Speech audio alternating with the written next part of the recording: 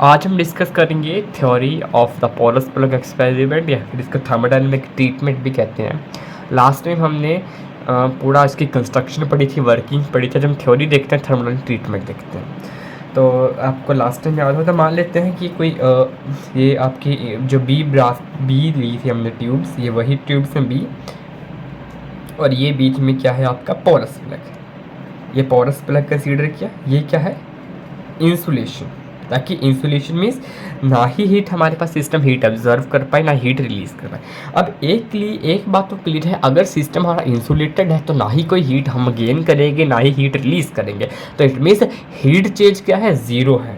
D Q is zero, ये आपने याद रखना है। ओके, मान लो आपका ये टेम्परेचर मेजर करने के लिए दो आपने थर्मोमीटर लेते थे, T1 एंड T2। मान लो कि ये है आपके पास G, that is porous plug. मान लो इसके अंदर गैस गई, इंसर्ट हुई, यहाँ से गैस बाहर निकल गई। अब जो गैस है, मान लो इसका इनिशियल प्रेशर P1 है, वॉल्यूम V1 है, और जो गैस है उसको इनिशियली टेम्परेचर T1 पे जा रहा है अंदर, और जब गैस इवॉल्व हुई तो pressure P2, volume V2 and temperature T2, वही टेम्परेचर T1 एंड T2 है। ओके, तो ये आपकी सारी कंडीशंस है, आपने मानना है लेट। और आप अगर आप सोच रहे हैं कि ये डायग्राम कहाँ से है, तो वही डायग्राम है जो हमने पीछे पढ़ी हुई थी। मैं आपको फिर से बता देता हूँ। देखो, लास्ट टाइम हमने पढ़ा था कि जो बी ग्लास प्लेट्स ट्यूब्स है वो ऐसे है, बीच में पोरस प्लग ऐसे है, टेम्परेचर T2 यहाँ पे, T1 यहाँ पे। तो मैंने बस इस डायग्राम को ऐसे उल्टा करके इस तरह रख दिया। यहाँ से पहले गैस यहाँ से पास होकर यहाँ निकलती है, अभी गैस यहाँ से इवोल्व, यहाँ से अंदर आ रही है, यहाँ से बाहर निकल रही है। तो वही डायग्राम इसको बस ऐसे उल्टा करके, मतलब शॉर्ट फॉर्म में, क्योंकि आपने ऑलरेडी एक्सप्लेन कर दिया पूरे को। अब आपने थ्योरी लिखनी तो बार बार यही डायग्राम रख, अच्छा आप छोटी से डायग्राम रख के इसको एक्सप्लेन कर दे। तो वही डायग्राम है, ठीक है। आगे देखते हैं। और एक और बात आपको पता है, जो आपका इंटरनली प्रेशर हायर होता है, हायर प्रेशर होता है, और देन फाइनली उसके बाद लो प्रेशर हो जाता है। क्योंकि आपने डेफिनेशन भी पढ़ी होगी थ्रॉटलिंग इफेक्ट या जूल थॉमसन इफेक्ट की, हायर प्रेशर से लोअर प्रेशर में कन्वर्जन होती है, ठीक है। अगर आपने लास्ट वीडियो चेक की तो आपको कोई डिफिकल्टी नहीं होगी। अब देखो, फर्स्ट लॉ ऑफ थर्मोडायनामिक्स,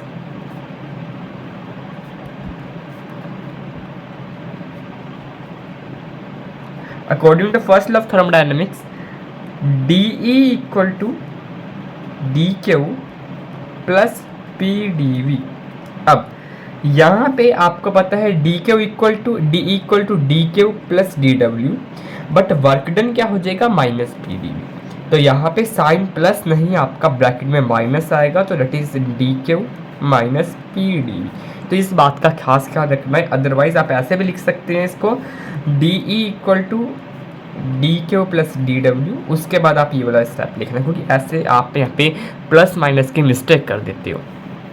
तो आया D equal to DQ plus PdV, but since isolation है, ना ही कोई हीट गेन कर रहा है सिस्टम, ना हीट इवॉल्व कर रहा है, तो there is no exchange of heat between the system and surrounding, तो therefore dQ equal to 0। In other word we can say process is adiabatic, ठीक है। एडियाबेटिक प्रोसेस में ही ना हीट एक्सचेंज होगी between the system and surrounding, therefore DE equal to minus PdV। Okay, तो आगे DE equal to BdV, और इन other word हम इसको ऐसे भी लिख सकते हैं E equal to minus PV, क्योंकि स्मॉल चेंज है तो हम इसको E1 ऐसे लिख सकते हैं। ओके, मान लो let E1 be the internal energy of the gas. मान लो E1 internal energy of gas है जो कि अभी अंदर जानी है, ठीक है। मान लो E1 बी द इनिशियल, आप इसको ऐसे भी समझ सकते हैं, E1 क्या है, initial internal energy of gas. E1 क्या है, initial internal energy of the gas है। इनिशियल E1 है, फाइनल E2 है। एक और तरीका भी है, टेम्परेचर T1 पे इसकी इंटरनल एनर्जी E1 है, T2 पे इंटरनल एनर्जी E2 है। अगर E1 उसकी इनिशियल इंटरनल एनर्जी है, तो E1 अगर उसकी इनिशियल इंटरनल, तो प्रेशर भी उसका P1 होगा, वॉल्यूम V1 होगा। यही इक्वेशन लिखी है हमने दोबारा से, ये आ जाएगी first equation. Similarly if E2 be the final internal energy of the gas, therefore E2 is equal to minus P2V2, ये आ जाएगा, ये आ जाएगी सेकंड इक्वेशन। अब नाउ इक्वेशन नंबर 1 माइनस 2 हमारे पास आएगा E1 minus E2 equal to minus P1V1 minus of minus P2V2, that is E1 minus E2 equal to P2V2 minus P1V1। तो एक इक्वेशन आपने फर्स्ट इक्वेशन, थर्ड इक्वेशन इसको मान लेना है। अब देखो P1V1 इधर प्लस हो जाएगा, E1 plus P1V1 equal to E2 plus P2V2। कोई डिफिकल्टी नहीं, सिर्फ रीअरेंज किया है हमने इसको। अब आपको पता है if A1 equal to A2 imply A equal to constant, ये आपको पता है। तो it means E1 plus P1V1 equal to E2 plus P2V2, therefore imply E plus PV equal to constant. अब E प्लस PV क्या होता है अगर आपको याद हो, that is enthalpy, H equal to constant.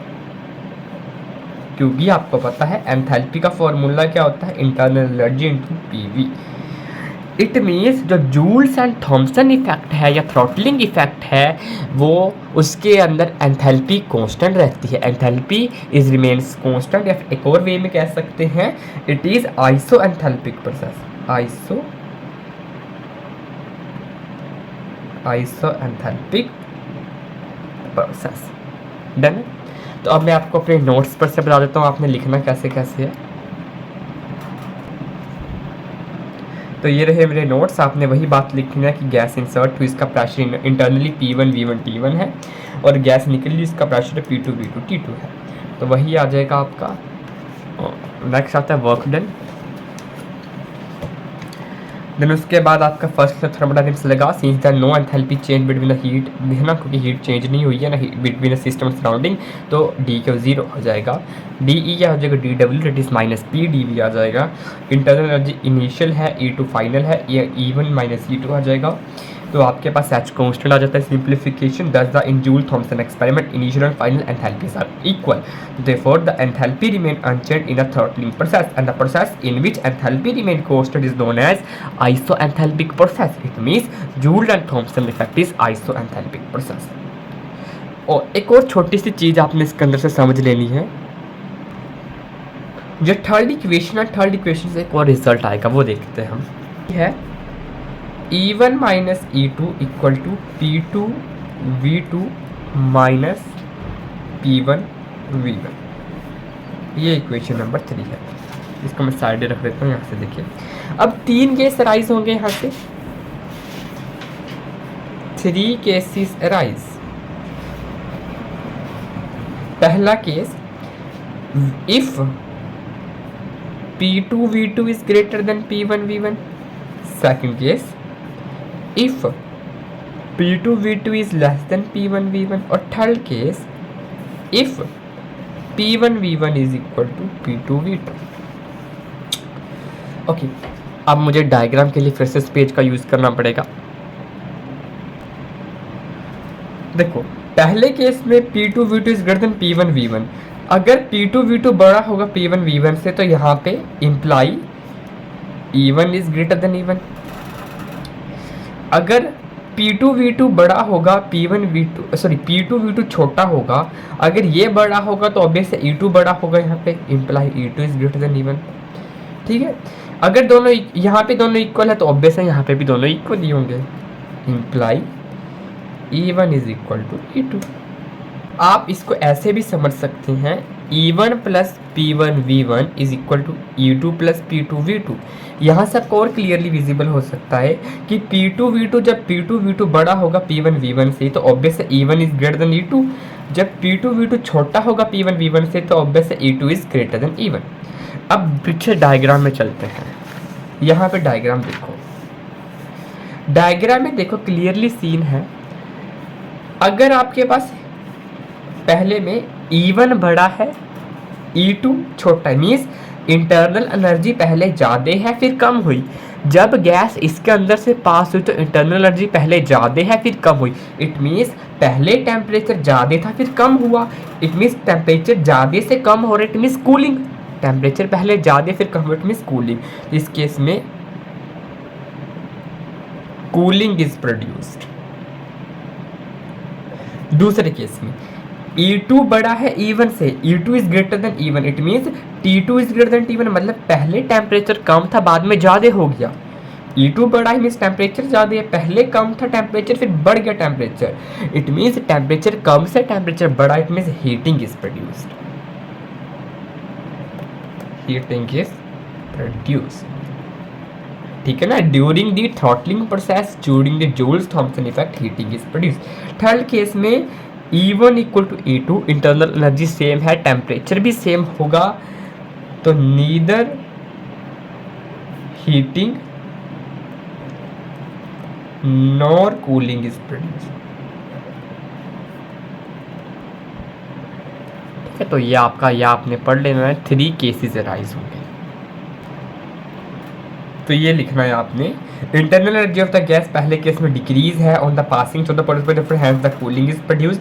दूसरे केस में हीटिंग प्रोड्यूस होगी। थर्ड केस में इंटरनल एनर्जी चेंज ही नहीं हो रही है, जब हम पोरस प्लग से पास होंगे तो टेम्परेचर चेंज नहीं होगा on passing through the porous plug. तो आपने इसको अच्छे से पढ़ लेना है। तो हमारे अभी 2 टॉपिक कवर हो चुके हैं, जूल्स एंड थॉम्सन एक्सपेरिमेंट होता क्या है, उसकी कंस्ट्रक्शन क्या है, उसकी वर्किंग क्या है, और थर्ड इसकी थ्योरी क्या है, इसको हम थर्मोडाइनमिकली ट्रीटमेंट भी क्या देते हैं। नेक्स्ट टॉपिक के अंदर हम डिस्कस करेंगे joule Thompson experiment for ideal gas और वंडर वॉल गैस, यहाँ से भी क्वेश्चन आता है। Thank you.